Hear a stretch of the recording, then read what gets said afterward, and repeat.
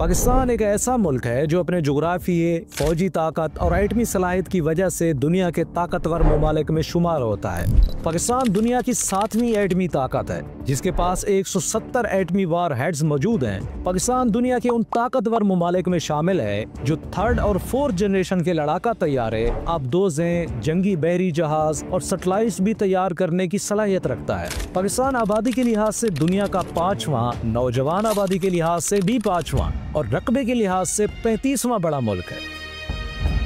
माशी मैदान में देखा जाए तो पाकिस्तान परचेजिंग पावर के लिहाज से दुनिया की 24वीं और जीडीपी के लिहाज से 41वीं बड़ी इकॉनमी है। पाकिस्तान की सबसे बड़ी ताकत इसका जबरदस्त जुग्राफिया है। सबसे पहली बात तो ये कि पाकिस्तान एशिया में वाक़े है। पाकिस्तान के मशरक और शुमाल में दुनिया के सबसे ज्यादा आबादी वाले ममालिक भारत और चीन है। चीन को अफ्रीका और अरब रियासतों से तिजारत के लिए और भारत को मगरब में वस्ती एशिया तक ट्रेड रूट्स के लिए पाकिस्तान से बेहतर रास्ता मुयस्सर नहीं, जबकि शुमाल मगरब में वाक़ अफगानिस्तान को समंदर तक रसाई के लिए भी पाकिस्तान का साथ चाहिए।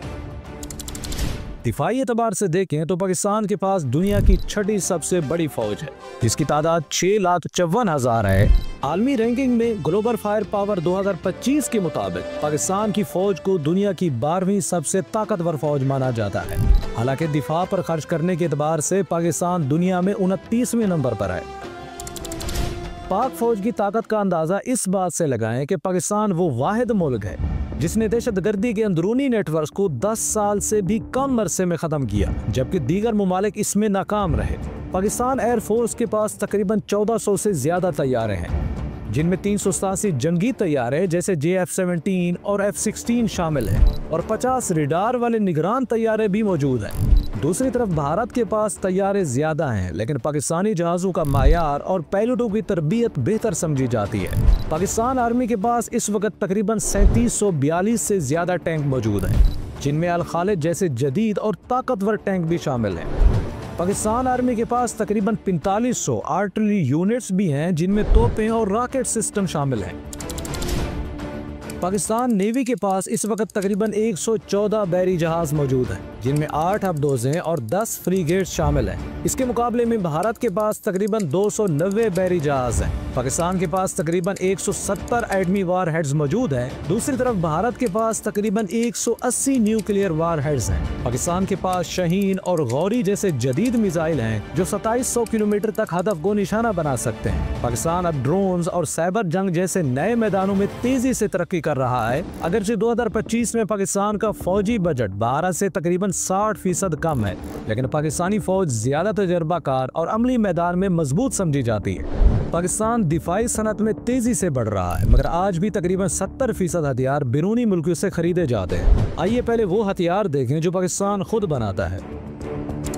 पाकिस्तान आर्डिनेंस फैक्ट्रीज छोटे हथियार बनाती है, जैसे J3 राइफल और PK मशीन गन। ये फैक्ट्रियां गोला बारूद और धमाका खेज मवाद भी तैयार करती हैं। मकामी पैदावार से मुरम्मत, स्पेयर पार्ट्स और अपग्रेड आसान और सस्ता हो जाता है।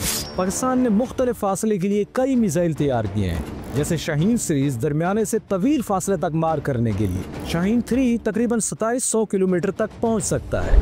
गौरी एक बैलिस्टिक मिसाइल है और दरमियानी रेंज के लिए बनाया गया है। इसे जमीन से या समंदर से फायर किया जा सकता है। इसके बाद बाबर क्रूज मिसाइल है। नसर कलील फासले का टेक्निकल न्यूक्लियर मिसाइल है। मैदान जंग में फौरी रद्द अमल के लिए बनाया गया है। ये मिसाइल निजाम पाकिस्तान को दिफा में ताकत देते हैं।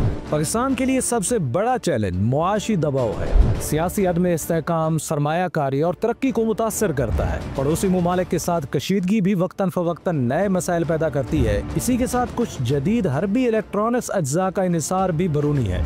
ये सब अवामिल मिलकर दिफाई सनत और फौजी ताकत के लिए मुश्किलात पैदा करते हैं। पाकिस्तान की कुव्वत सिर्फ हथियारों में नहीं नापी जाती, ये कुव्वत हमारे जुग्राफिये, बड़ी आबादी, फौजी तजर्बे और एटमी तवाज़ुन का मजमुआ है। ये तमाम अनासर मिलकर पाकिस्तान को खित्ते और आलमी सतह पर एक मजबूत और मुअस्सर खिलाड़ी बनाते हैं। अगर आपने हमारी दिफाई सीरीज की दूसरी एक साथ नहीं देखे तो उन्हें भी जरूर देखिए। अगर हमारा काम आपको अच्छा लगे तो लाइक और कमेंट्स जरूर करें। मिलते हैं एक नई वीडियो के साथ, तब तक के लिए इजाजत दें। अस्सलाम वालेकुम वरहमतुल्लाहि वबरकातुहू।